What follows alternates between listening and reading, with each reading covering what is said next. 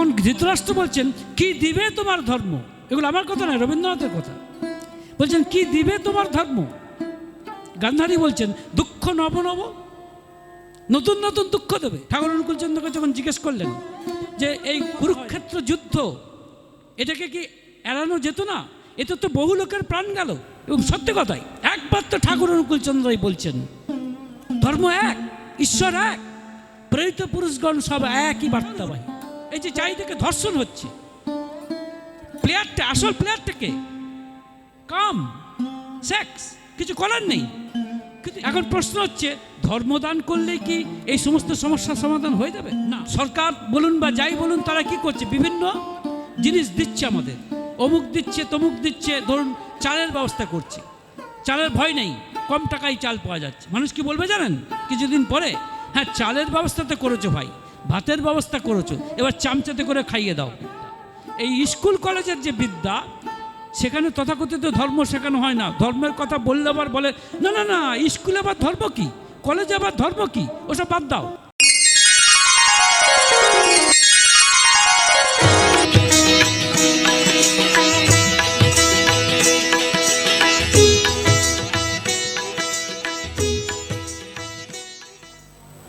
জয় গুরু। আপনারা বিস্তারিত শুনেছেন। আমি শুধু এ বিষয়ে আপনাদের প্রথমেই রবীন্দ্রনাথের কথা বলবো, কিন্তু আবার ভয় আছে। শ্রদ্ধেয় প্রীতিগোপালদা বলছিলেন যে আজকাল এই বিষয়ে কিছু বলতেই ভয় লাগে। কেউ কেউ বলছে রবীন্দ্রনাথ আমাদের, কেউ কেউ বলছে বঙ্কিমচন্দ্র আমাদের, কেউ কেউ বলছে বিদ্যাসাগর আমাদের। এই ভারী মুশকিল ব্যাপার, কে যে কার সেটা মুশকিল ব্যাপার, বোঝাই কঠিন। কাজেই রবীন্দ্রনাথের কথা বলতে গেলে যদি আবার বিশেষ কাউকে চটানো হয়ে যায়, সেও তো সমস্যা। আবার বঙ্কিমের কথা যদি, একটু আগে বলছিলেন বঙ্কিমের কথা, সেটা বললে যদি আবার আরেকজন চটে যায়, তা আমাদের মতো উলুখগরাদের প্রাণ যায় কোথায় বলুন। কিন্তু আলোচ্য বিষয় যে সেটা দাবি করে, বলতে তো হবেই। রবীন্দ্রনাথ বলছেন, যখন মানে ওটাকে কি বলে, মানে দুর্যোধন হারিয়ে দিয়েছেন পাণ্ডবদেরকে, যুধিষ্ঠিরকে, যুদ্ধজন তো হারাননি, মানে জোর করে হারানো হয়েছে পাশা খেলায়, এবং তাদেরকে রাজ্যচ্যুত করা হয়েছে। তখন ধৃতরাষ্ট্র কি বলছে দেখুন, গান্ধারীর আবেদন আপনারা শুনেছেন, রবীন্দ্রনাথের লেখা। আমি রবীন্দ্রনাথের কথা বলছি। রবীন্দ্রনাথ বলছেন, ধৃতরাষ্ট্র বলছেন, ধৃতরাষ্ট্রের মুখ দিয়ে বলাচ্ছেন যে তুমি যে এরকম অন্যায়ভাবে ওদেরকে পাশা খেলায় হারিয়েছ, এতে কি তুমি সুখী হয়েছ? তখন উত্তরে দুর্যোধন কি বলছেন দেখুন, বলছেন, সুখ, সুখ চাই নাই মহারাজ, জয়, জয় চেয়েছিল, জয়ী আমি আজ।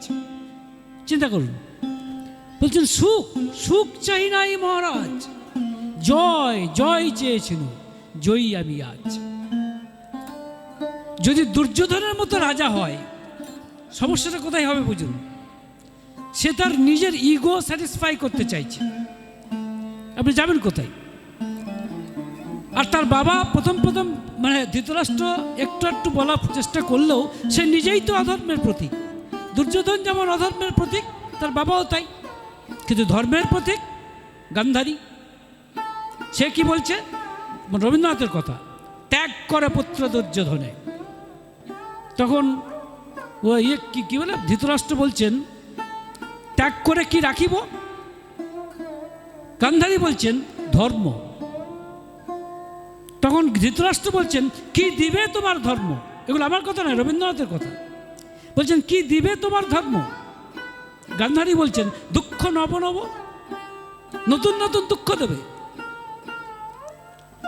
তখন একের পর এক বোঝাচ্ছেন যে তুমি যে, ধরো কেউ যদি এরকম নারীদের উপরে অত্যাচার করে, অন্যায়ভাবে অত্যাচার করে, তাহলে তার কি শাস্তি কি হবে? তখন ধৃতরাষ্ট্র বলছেন, নির্বাসন। তখন গান্ধারী বলছেন, তাহলে প্রথমেই দুর্যোধনকে নির্বাসন দাও। মা হয়ে বলছেন। তখন ধৃতরাষ্ট্র বলছেন, সে কি, আমি পিতা? গান্ধারী বলছেন, মাতা আমি নহি, আমি তাকে 10 মাস 10 দিন তার মতো করে তাকে বহন করিনি, আমার রক্ত থেকে সে রক্ত পেয়েছে। তাহলে তখন বলছেন যে, তখন গান্ধারী বোঝাচ্ছেন দেখো কিভাবে বিচার করতে হয়, রাজধর্ম শেখাচ্ছেন ধৃতরাষ্ট্রকে। বলছেন, দণ্ডিতের সাথে দণ্ডদাতা কাঁদে যাবে সমান আঘাতে, সর্বশ্রেষ্ঠ সে বিচার, যার তরে প্রাণ কোনো ব্যথা নাহি পায়, তারে দণ্ডদান প্রবলের অত্যাচার। বলছেন, যে দণ্ড বেদনা পুত্রের পারনা দিতে সেকারে দিও না, যে তোমার পুত্র নয় তার পিতা আছে, মহা অপরাধী হবে তুমি তার কাছে। শুনিয়াছি বিশ্ববিধাতার সন্তান মোরা, পুত্রের বিচার করেন নিয়ত নিজ হাতে নারায়ণ, ব্যথা দেন ব্যথা পান সাথে, নতুবা বিচারে তার নাই অধিকার। মূঢ় নারী লোভী আছে আমার অন্তরে এই শাস্ত্র। গান্ধারী বলছেন, ভাবতে পারেন রবীন্দ্রনাথের মাধ্যমে। আবার কেউ কেউ বলবে এই সর্বনাশ, রবীন্দ্রনাথ আবার একটা বিশেষ ধর্ম নিয়েছেন নাকি, তাদের সমস্যা। কিন্তু তিনি তো বলছেন, আমাকে যদি ধর্ম নিরপেক্ষতার কথা বলতে হয় তো রবীন্দ্রনাথ ধর্ম নিয়ে কথা বলছেন। তখন ধৃতরাষ্ট্র পেরে উঠছে না, পেরে না উঠে বলছে কি বলছে দেখুন, বলছেন, ধর্মাধর্ম দুই তরি পরে পা দিয়ে বাঁচে না কেহ, বারেক নেমেছে যখন পাপের স্রোতে, তখন ধর্মের সাথে সন্ধি করা মিছে, পাপের দুয়ারে পাপ সহায় মাগিছে। উন্মত্ত তরঙ্গ মাঝখানে যে পুত্র সোপেছে অঙ্গ, তারে কোন প্রাণে ছাড়িয়ে যাব, উদ্ধারের আশা ত্যাগ করি, তার সাথে এক পাপে ঝাঁপাইয়া বলি, অর্থ ফল ভোগ করি তার দুর্মতির, সেই তো সান্ত্বনা মোর, ঘটেছে যা ঘটিবার, ঘটিবে যা ঘটিবার আছে। রবীন্দ্রনাথের কথা ভাবুন তাহলে। এবং এত অত্যাচারী দুর্যোধনকে মানে ভগবান শ্রীকৃষ্ণ কিন্তু যুদ্ধ যাতে না হয় সব চেষ্টা করেছেন, আপনারা জানেন। এমনকি 5টা গ্রাম চেয়েছিলেন, সেটাও দিল না। ঠাকুর অনুকূলচন্দ্রকে জিজ্ঞাসা করা হয়েছিল যে শ্রীকৃষ্ণ তো কুরুক্ষেত্র যুদ্ধটাকে অ্যাভয়েড করতে পারলেন না। একটা জিনিস লক্ষ্য করবেন, সাধারণ মানুষ ধর্ম বলতে কি বোঝে জানেন? বিশেষ করে ধর্ম যারা নেতা তাদের সম্পর্কে বোঝেন অলৌকিকতা, এমন একটা ম্যাজিক করে দেবে যে সব ঠিক হয়ে যাবে। যদি তাই হতো, আবার তারা কৃষ্ণকে মানে, মজা হচ্ছে কৃষ্ণকে মানে, কিন্তু কৃষ্ণকে বলে কৃষ্ণকে মানেন, বলে হ্যাঁ সেটি কে, ভগবান? আচ্ছা, তিনি তো ম্যাজিক জানতেন না। তিনি তার সুদর্শন চক্রটা দিয়ে দুর্যোধনের গলাটা কেটে ফেলে দিতে পারতেন, তাহলে তো সব লাটা চুকে যেত। তা তো তিনি করলেন না, বরং যুদ্ধ করতে হলো। এবং যুদ্ধে তো একজন নয়, কত লোকের প্রাণ গেল। তাহলে ধর্ম সংস্থাপন করতে গিয়ে ভগবান শ্রীকৃষ্ণ কত লোকের প্রাণ যেতে বাধ্য করল? পারলেন না তো তিনি একটা সুদর্শন চক্র দিয়ে দুর্যোধনকে শেষ করে দিতে? পারলেন না নয়, এই অলৌকিকতায় তিনি বিশ্বাস করেন না, তাই তিনি ধর্ম সংস্থাপন করতে এসেছেন এবং যুদ্ধ করতে বাধ্য হয়েছেন, যেটা গীতাতে বলছে আপনারা জানেন, যদা যদা হি ধর্মস্য গ্লানির্ভবতি ভারত অভ্যুত্থানম অধর্মস্য সৃজম্মনম তদাত্মানম সৃজম্মহম পরিত্রাণায় সাধুনাম বিনাশায় চ দুষ্কৃতম ধর্ম সংস্থাপনার্থায় সম্ভবামি যুগে যুগে। আমাকে করতে হচ্ছে। ঠাকুর অনুকূলচন্দ্রকে জিজ্ঞেস করা হয়েছিল যে যদি শুনে যান এই দূরাভাস যতদূর যাচ্ছে, আমি জানি না এই উত্তর কোথাও শুনেছেন কিনা। ঠাকুর অনুকূলচন্দ্রকে যখন জিজ্ঞেস করলেন যে এই কুরুক্ষেত্র যুদ্ধ, এটাকে কি এড়ানো যেত না? এতে তো বহু লোকের প্রাণ গেল, তাই দুর্যোধনকে শায়েস্তা করতে গিয়ে এত লোকের প্রাণ গেল, এটাতে কি শ্রীকৃষ্ণের কৃতিত্ব কিছু বাড়ল? ঠাকুর বলেছিলেন একটা অদ্ভুত কথা, বলেছিলেন যুদ্ধ যদি না হতো তাহলে কেউই বাঁচত না, মানে যারা বেঁচে ছিল তারাও বাঁচত না। এবারও সত্যি কথা, কোনো উপায় ছিল না বলেই যুদ্ধটা হইতে হয়েছিল। এটা ধর্ম সংস্থাপনার্থে তো করতে হয়েছে তাকে।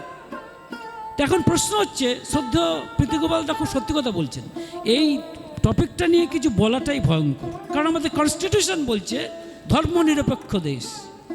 ঠাকুর বলছেন ধর্ম নিরপেক্ষ বলে কোনো কথা হয় না, বলছেন মত নিরপেক্ষ হতে পারে। আমি এটা আবার রিপিট করছি, এবং সত্যি কথাই একমাত্র ঠাকুর অনুকূলচন্দ্রই বলছেন ধর্ম এক, ঈশ্বর এক, প্রেরিত পুরুষগণ সব একই বার্তাবাহী। একথা কে শুনেছে? আজকে টিভিতে শুনুন, আপনি বিভিন্ন জায়গায় শুনুন, বলবে হিন্দু ধর্ম, মুসলমান ধর্ম। ঠাকুর অনুকূলচন্দ্র একমাত্র যিনি বললেন ধর্ম এক, ধর্মের কোনো প্রকার হয় না। রামকৃষ্ণ বলেছেন, কিন্তু মানুষ সবাই বুঝতে পারেননি।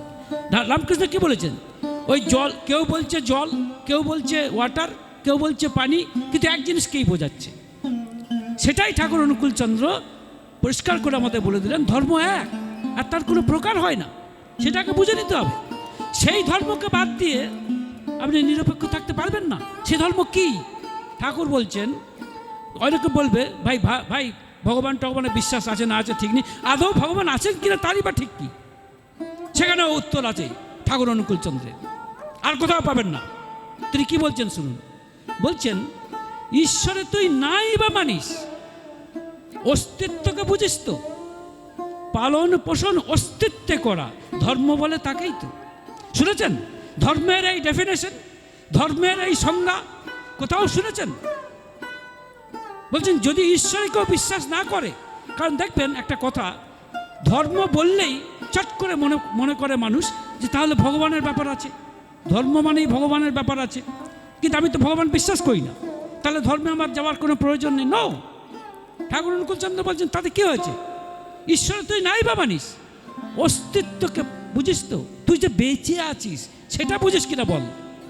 সেটা তো কাউকে বুঝিয়ে দিতে হবে না, কাউকে বুঝিয়ে দিতে হবে যে তুই বেঁচে আছিস কিনা? আমি নিজেই বুঝতে পারছি আমি বেঁচে আছি, কাউকে বুঝিয়ে দিতে হয় না। এটা এমন একটা জিনিস কাউকে বুঝিয়ে দিতে হয় না যে আমি বেঁচে আছি। আর এই বেঁচে থাকার জন্য যা করা সেটাই ধর্ম। ঠাকুর বলছেন সেটাই ধর্ম। ধর্মে মানুষ বাঁচে বাড়ে, সম্প্রদায়টা ধর্ম না রে। বারবার ঠাকুর বলছেন। এখন এই বাঁচা বাড়া এটা কি? এটাই প্রশ্ন, এটাই ধর্ম। এটাকে যদি উপেক্ষা করে কেউ, রাষ্ট্র দুর্বল হতে বাধ্য। কারণ রাষ্ট্র কাকে নিয়ে? রাষ্ট্র তো মানুষকে নিয়ে। রাষ্ট্রের একক কি? একক তো মানুষ। কতগুলো মানুষ নিয়েই তো একটা গৃহ, কতগুলো গৃহ নিয়েই তো একটা পরিবার, কতগুলো মানে মানে কতগুলো পরিবার নিয়ে একটা সমাজ, কতগুলো সমাজ নিয়ে একটা দেশ, কতগুলো দেশ নিয়ে একটা রাষ্ট্র। এইটাই তো আমরা ভাবি। তাহলে মূলটাকে একক হচ্ছে, এক হচ্ছে ব্যক্তি। ঠাকুর বারবার বলতেন গণশিক্ষা নয়, জনশিক্ষা দরকার। কেউ ভাববেন আজকালকার যারা রাজনীতিবিদ, যারা সমাজতত্ত্ববিদ, যারা অর্থনীতিবিদ, তারা কিন্তু দেশের আসল সমস্যার গায়ে হাত দিতে পারবেন না। তার কারণ তারা আসলটা বোঝেনি। আধ্যাত্মিকতা কাকে বলে? জানেন তো, আজকাল লোকে ধর্ম কথাটা পছন্দ করে না। কি বলে জানেন তো? স্পিরিচুয়ালিজম, আধ্যাত্মিকতা। ভারী নামটি গাল ভরা, কিন্তু মূলত আধ্যাত্মিকতার সঙ্গে ধর্মের বিশেষ তফাৎ নেই, এটা মনে রাখবেন। তাই বলছি কি স্পিরিচুয়ালিজম। তো এখন কথা হচ্ছে এই স্পিরিচুয়ালিজমে, আধ্যাত্মিকতায় কাকে বলে জানেন? আধ্যাত্মিকতা একমাত্র ঠাকুর অনুকূলচন্দ্র বলছেন যা নাকি মানুষকে কারণমুখী করে দেয়, তাই হচ্ছে আধ্যাত্মিকতা। সমস্যাটা কোথায়? রাষ্ট্রের সমস্যাটা কোথায়? রাষ্ট্রের সমস্যা কি কিছু অর্থনৈতিক অসুবিধা? রাষ্ট্রের সমস্যা কি তথাকথিতভাবে ধরুন কতগুলো কার্ড তৈরি করা, কতগুলো কার্ড পাওয়া, কতগুলো খাবার পাওয়া? সম্ভবত নয়। রাষ্ট্রের মূল সমস্যা অন্য জায়গায়, এবং এটা জানতে গেলে আধ্যাত্মিকতা জানতে হবে। কারণ আধ্যাত্মিকতাই আমাকে শেখায় মূল কারণ কি, যে কোনো সমস্যার মূল কারণ কি। মূল কারণ হচ্ছে, যে কারণে ঠাকুর বলছেন, তা আপনারা জানেন, ঠাকুরের ভাই, যাকে আমরা খেপুদা বলে জানি, প্রভাষচন্দ্র চক্রবর্তী, তিনি বলেছিলেন আমাদেরও কিন্তু জনসেবামূলক কাজ করতে হবে। ঠাকুর বলেছিলেন, দেখো আমি জানি মানুষের দুঃখ কোথায়,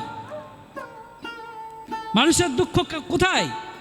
প্রবৃত্তির দ্বারা সে একেবারে অভিভূত হয়ে আছে। তাই ধর্ম চাই, প্রথমেই চাই ধর্মদান। আপনারা শুনলে অবাক হবেন, বিবেকানন্দ সেই কথা বলছেন, যেটি খুব ভালো যুগপ্রহরীতে আমি দেখলাম। শ্রদ্ধেয় বোধহয় প্রীতিগোপাল দা শেষ পাতায় এটা লিখেছেন, মানে এই উদ্ধৃতিটা দিয়েছেন। সত্যি কথা, স্বামী বিবেকানন্দ এটা আবার আর কথা। বিবেকানন্দ কার? সেটা আবার ঝামেলা। কিন্তু বিবেকানন্দ সবার, কারো নয়, সবার। তিনি বলছেন যে ধর্মদান সর্বশ্রেষ্ঠ দান, তারপরে বিদ্যাদান বলছেন, তারপরে হচ্ছে মানে প্রথমে ধর্মদান, তারপরে বিদ্যাদান, নিকৃষ্ট চোখ অন্নদান। কে বলছেন? বিবেকানন্দ। নিকৃষ্ট হচ্ছে অন্নদান। অথচ এখনকার লোকেরা কি বলবে? অন্নদানই শ্রেষ্ঠ দান, মানুষকে খেতে দাও আগে। কিন্তু খেতে না হয় দিলে, খেতে দেওয়ার পরে কি হবে? প্রবৃত্তির হাত থেকে রক্ষা আছে।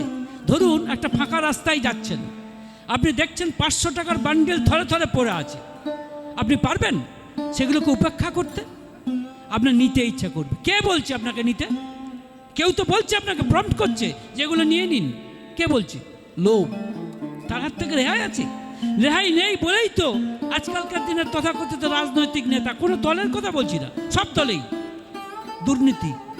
আজ দুর্নীতি একেবারে বাসাবে, কিছু করার নেই। কারণ যখন বলা হচ্ছে যে কাজটা করে দিন অন্যায়ভাবে, আপনাকে 10,000 টাকা দেবো, না আমি করব না, আমি নীতিতে বিশ্বাস করি, আচ্ছা 10 লাখ টাকা দেবো, তখন আর পারছে না, তখন কিন্তু ভেঙে পড়ছে। কেন ভাঙছে? ও জানে না এর পিছনে কে আছে, এর পেছনে মেন প্লেয়ারটাকে।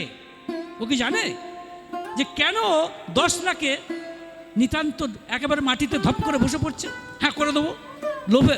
কে প্লেয়ারটাকে? প্লেয়ার চাচ্ছে লোভ। লক্ষ্য করে দেখুন, লোভ। তার হাত থেকে তুই যাবি কোথায়?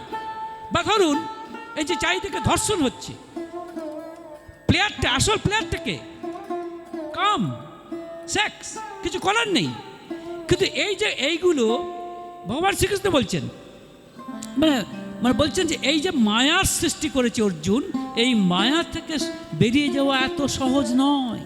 পরিষ্কার তিনি বলছেন, মানে এই মায়া থেকে বেরিয়ে যাওয়াটা এত সহজ নয়। তবে এটা ঠিক, মামে বোঝে প্রপদ্যন্তে মায়ামে তাম তরন্তিতে। আমাকে যে আশ্রয় করেছে সে কিন্তু মায়ার উপরে চলে যায়। কাজেই এমন কি ক্ষমতাবান আপনি, আপনি কত বড় এক্সপার্ট, আপনি কত বড় নিজেকে মনে করেন? আপনি পারবেন আপনার লোভকে জয় করতে? আপনি পারবেন আপনার কামকে জয় করতে? আপনি পারবেন আপনার হিংসাকে জয় করতে? আপনি পারবেন আপনার অহংকারকে জয় করতে? পারবেন না, এত সহজ নয়। ভগবান শ্রীকৃষ্ণ বলছেন এখান থেকে বেরিয়ে যাওয়া সোজা নয়। যে জন্য কাকে দরকার? বৃত্তাধীশকে দরকার, যিনি বৃত্তিগুলি তৈরি করেছেন। আর আমরা বৃত্তাধীন। তাহলে আসল প্লেয়ার দেখুন, মূল কারণ কিন্তু প্রবৃত্তি, অথচ এর প্রতিবিধান খুঁজছি অন্য জায়গায়। কাজ হবে না। ওই তথাকথিত একটা সামান্য মেরামতি হবে, তার বেশি কিছু হবে না। আপনি জেলে দিন দর্শককে, জেলে দিতে পারেন, তাতেই যে আপনি মনে করছেন ধর্ষণ কমে যাবে এমন কোনো গ্যারেন্টি নেই। কিন্তু তা যদি হতো তাহলে সব থেকে বেশি শক্তিশালী যে সমস্ত আইন যুক্ত দেশ, সেখানে ধর্ষণ জিরো হয়ে যেত। জিরো হয়নি কিন্তু। কেন? কারণ মেন প্লেয়ারটাকে কেউ বুঝতে পারছে না। আর এইখানেই আসছে ধর্মদান, যে জন্য ঠাকুর বলছেন আগে ধর্মদান। এখন প্রশ্ন হচ্ছে, ধর্মদান করলেই কি এই সমস্ত সমস্যার সমাধান হয়ে যাবে? না, একদিনে হবে না। কিন্তু যদি ধর্মটাকে সে বুঝতে পারে, ধর্ম কাকে বলে, তথাকথিত ধর্মের নামে অধর্ম নয়, তথাকথিত উদারতার নামে ভণ্ডামি নয়, তথাকথিত আধুনিকতার মুখোশ পরে তথাকথিত উদারতা দেখানো নয়। ধর্ম মানে হচ্ছে যে আমাকে ধারণ করে, আমাকে বাঁচিয়ে রেখেছে। যখন ঠাকুরকে জিজ্ঞেস করা হচ্ছে, ঠাকুর ভগবানের দয়া তো ঠিক বুঝি না, ঠাকুর বলছেন এই যে তুই বেঁচে আছিস না, এই বেঁচে থাকাটাই হচ্ছে ভগবানের দয়া। যাই হোক, বিবেকানন্দের কথায় আসছিলাম। বিবেকানন্দ কি বলছেন? যে অন্নদান নিকৃষ্ট দান। কেন বললেন? ঠাকুর বলছেন অন্নদান করে তুমি, অন্নদান যদি করো তাহলে কি হবে জানো? মানুষ কুঁড়ে হয়ে যাবে। মানুষ নিজের সম্পর্কে মানে নিজের উপরে নির্ভরশীল হবে না, সে তথাকথিত সেলফ সাফিসিয়েন্ট হতে চাইবে না, সে পরনির্ভরশীল হবে। আপনারা তার ফল দেখছেন। সরকার বলুন বা যাই বলুন, তারা কি করছে? বিভিন্ন জিনিস দিচ্ছে আমাদের, অমুক দিচ্ছে, তমুক দিচ্ছে। ধরুন চালের ব্যবস্থা করছে, চালের ভয় নেই, কম টাকায় চাল পাওয়া যাচ্ছে। মানুষ কি বলবে জানেন কিছুদিন পরে? হ্যাঁ, চালের ব্যবস্থাতে করেছো ভাই, ভাতের ব্যবস্থা করেছো, এবার চামচাতে করে খাইয়ে দাও, আমি খেতেও পারবো না, সমস্যা বলবেই। তার ঠাকুর কি বললেন, এর ব্যাখ্যা দিয়েছেন ঠাকুর, বলছেন অন্নদান যদি এভাবে তুমি করে যাও তাহলে মানুষ আর স্বয়ং মানে সেলফ সাফিসিয়েন্ট হবে না। এরপরে প্রাণদান, ঠাকুর বলছেন প্রাণদানও ভালো, কিন্তু প্রাণদান করলেও শেষ আসবে না। যেমন ধরুন কারো হয়তো লিভার গন্ডগোল হয়ে গেছে, ডাক্তাররা লিভার ট্রান্সপ্লান্ট করে তার প্রাণদান করছে, বা হৃৎপিণ্ডের গন্ডগোল হয়েছে, হৃৎপিণ্ডটাকে ঠিক করে প্রাণদান করছে, তাতে কি সমস্যার সমাধান হবে? হবে না।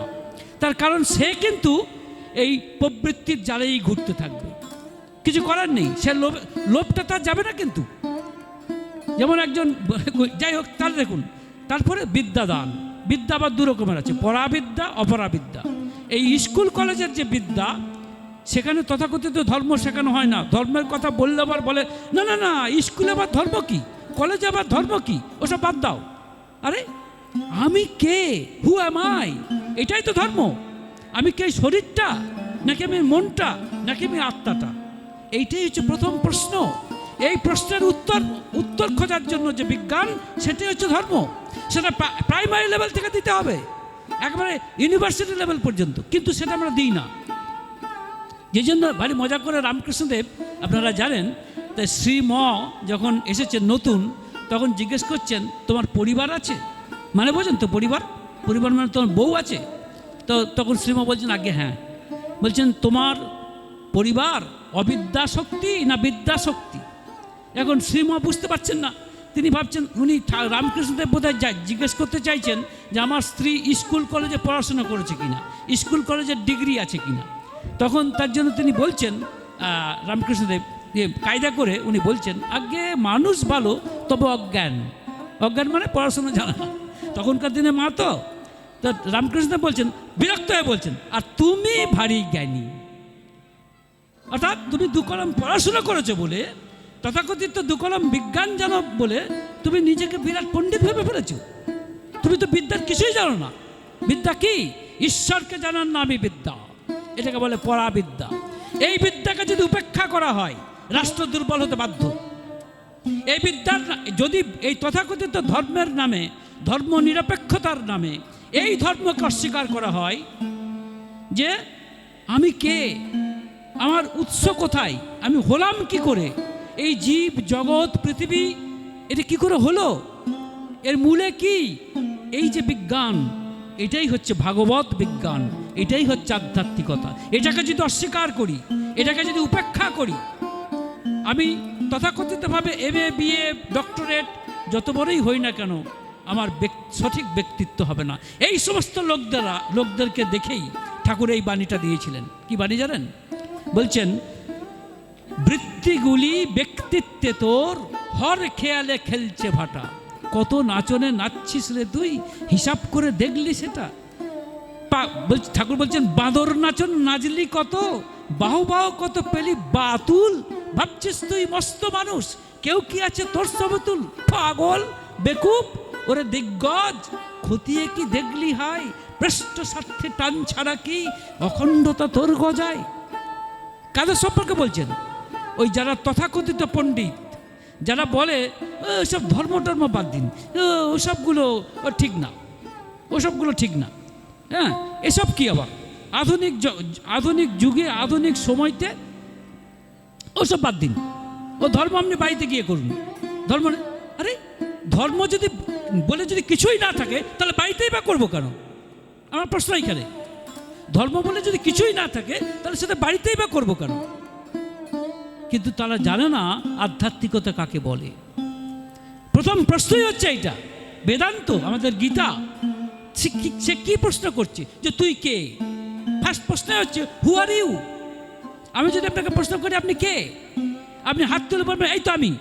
আমি তখন প্রশ্ন করবো আপনার শরীরটাই কি আপনি? শরীরটাই কি আপনি? তখন বলবেন না শরীরটা, হ্যাঁ শরীরটা নিশ্চয়ই। আচ্ছা আপনার মধ্যে একটা মন নেই? মন আছে। মনের মধ্যে একটা ভিতরে একটা আত্মা নেই? আত্মা আছে। তা সব মিলিয়ে আপনি একটা ত্রিস্তরীয় একটা অস্তিত্ব, শরীর, মন এবং আত্মা। এটা অস্বীকার করতে পারবেন না। তাই এগুলো কিভাবে তৈরি হলো এটা আমাকে জানতে হবে। আমি হলাম কোথা থেকে, আমার উৎসকে, নিশ্চয়ই বাবা মা আমার উৎস, তাদেরকে শ্রদ্ধা করব, কিন্তু সর্বশেষ উৎস কে, তাকে আমি অস্বীকার করব?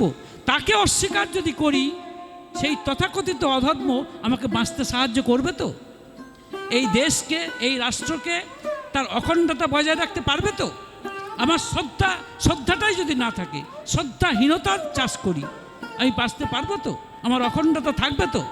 এটাই বড় প্রশ্নের একটা কথা। যাই হোক, রাত্রি হয়ে যাচ্ছে, আমি বিশেষ কথা বলবো না। আমি শুধু এইটুকুই বলতে চাইছি আপনাদের সামনে যে যদি ধর্মকে উপেক্ষা করেন, আবার বলছি, ধর্মের অর্থ বা সংজ্ঞা তথাকথিতভাবে যেরকমভাবে আমরা বুঝি, যে ধরুন এই যে পুজো টুজো করছি, দেবতাদের সামনে পুজো করছি, ফুল বেলপাতা দিচ্ছি, কিছু মন্ত্র পাঠ করছি, সেটাই ধর্মের শেষ কথা নয়। সেটা একটা নিশ্চয়ই অংশ, কোনো সন্দেহ নেই। কিন্তু ধর্ম অন্য কথা বলে। ধর্ম বলে যে তুমি কে চিন্তা করো, এবং তোমার সঙ্গে সবার সম্পর্ক, কেউ কিন্তু আলাদা নয়। যস্তু সর্বাণি ভূতানি আত্মন্যেবানুপশ্যতি সর্বভূতেষু চ আত্মানম তত ন বিজুগুপ্সতে। উপনিষদের কথা বলছেন, যিনি সবার মধ্যে নিজেকে দেখেন আর নিজের মধ্যে সবাইকে দেখেন, তিনি কাউকে ঘৃণা করতে পারেন না। এই শিক্ষা যদি না দেন, তাহলে আমি আরেকজনকে ঘৃণা করতে শিখব। আপনি যতই আমাকে তত্ত্ব কথা বোঝান, এই শিক্ষাই প্রয়োজন। কারণ আমরা প্রত্যেকের সঙ্গে সম্পর্কযুক্ত। No one is separated from each any one. কেউ আলাদা নয়। স্ট্রিং থিওরি বলে একটা থিওরি আছে, বুঝতে পারছেন? যাই হোক, সেটা পরের কথা। যেটা বলতে চাইছি সেটা হচ্ছে এই যে হ্যাঁ, ধর্মের নামে তথাকথিত অধর্মকে বর্জন করতে হবে, ধর্মের নামে তথাকথিত ভণ্ডামিকে বর্জন করতে হবে। কিন্তু ধর্ম যা বাঁচাবার আর সহায়ক, এবং যাকে দেখে আমরা শিখব, সেই যুগপুরুষোত্তম, তিনি হচ্ছেন আমাদের মানদণ্ড, তিনি হচ্ছেন ধর্মের মূর্ত প্রতীক। He is the embodiment of all religion, all spiritualism. তাকে দেখে শিখব। যদি আপনাকে প্রশ্ন করি, 1 কেজি দয়া কিনে আনুন তো বাজার থেকে, পাবেন না। কিন্তু দয়া বলে কি কিছু নেই? আছে। কি করে বুঝবেন? একজন দয়ালু লোকের কাছে গেলে বুঝবেন দয়া কাকে বলে, মায়ের কাছে গেলে বুঝবেন মমতা কাকে বলে, সেরকম পুরুষোত্তমের কাছে এলে বুঝবেন ধর্ম কাকে বলে। পুরুষোত্তমের আচরণটাই হচ্ছে ধর্ম। তিনি এই বার্তাটাই আমাদের দিতে চান যে বিশ্বরূপ যেমন সত্য, বিষ্ণুরূপ তেমনই সত্য। বিশ্বরূপ মানে যেখানে বহু এক হয়েছে, সবাই আমরা এক।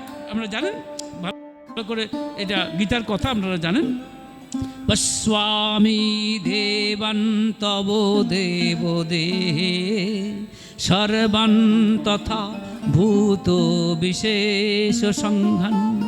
কি বলছেন? সবার মধ্যে, তার মধ্যে দেখতে পাচ্ছি। হ্যাঁ, সুতরাং তারপরে কি বলছেন? ব্রহ্মাণম ঈশম কমলাসনস্থম ঋষিংশ্চ দিব্যান উর্গান সর্বান। অর্থটা কি? মানেটা হচ্ছে যে তার মধ্যে সব কিছু দেখছি, বহু এক। কিন্তু এটাও সত্য, যদি কেউ বলে সব মানুষ এক, এটা ভুল। এটাকে ভুল বলবো না, অংশত ভুল। এটা হচ্ছে বিশ্বরূপ, কিন্তু প্রত্যেক মানুষ বৈশিষ্ট্যগতভাবে আলাদা। এটা হচ্ছে বিষ্ণুরূপ। এই বিষ্ণুরূপের কথা একমাত্র শেষে ঠাকুর অনুকূলচন্দ্রের মুখে আমরা শুনছি। আলোচনা প্রসঙ্গের প্রথম খণ্ড একদম শেষ প্যারাগ্রাফে দেখে নেবেন। এই বিশ্বরূপের কথা এইভাবে বিস্তারিতভাবে আমরা কখনো শুনিনি। তাই ধর্মের দুটো রূপ, এক বিশ্বরূপ, যাতে আমরা সবাই, সেই সবার মধ্যেই ভগবান আছে, এইটা হচ্ছে বিশ্বরূপ। আর বিষ্ণুরূপ মানে সেই ভগবানই কিন্তু আমাদের মধ্যে বিশেষভাবে পরিব্যাপ্ত হয়েছেন, বিশেষভাবে বৈশিষ্ট্যের রূপ নিয়েছেন। এটা হচ্ছে বিষ্ণুরূপ। যে বিশ্বরূপকে জেনেছে, বিষ্ণুরূপকে জানেনি, তার ব্রহ্মজ্ঞান হয়নি। ঠাকুর বলছেন যার বিশ্বরূপ জ্ঞান হয়েছে কিন্তু বিষ্ণুরূপ জ্ঞান হয়নি, তার ব্রহ্মজ্ঞান হয়নি। তেমনি বিষ্ণুরূপ জ্ঞান হয়েছে, বিশ্বরূপ জ্ঞান হয়নি, তারও ব্রহ্মজ্ঞান হয়নি। কাজে দুটোকেই চিনতে হবে। একটা মুদ্রাকে যদি ঠিক বুঝতে হয়, মুদ্রার দুটো পিঠকেই আপনাকে চিনতে হবে। একদিকে অশোক স্তম্ভ, আর একদিকে সেই মুদ্রার যে না, মানে টাকার ডিনোমিনেশন। দুটোই যদি না দেখেন, তাহলে মুদ্রা সম্পর্কে আপনার সম্পূর্ণ জ্ঞান হয় না। সুতরাং আমি এই বলেই শুধু শেষ করব যে ধর্ম শিখতে হবে পুরুষোত্তমের কাছে। তিনি হচ্ছেন সাকার ঈশ্বর, আমান ঈশ্বর, একেবারে টপ টু বটম, পায়ের নখ থেকে মাথার চুল পর্যন্ত। এতে যদি কারো আপত্তি থাকে, কিছু করার নেই, কিছু বলার নেই। ভালো থাকবেন। জয় গুরু।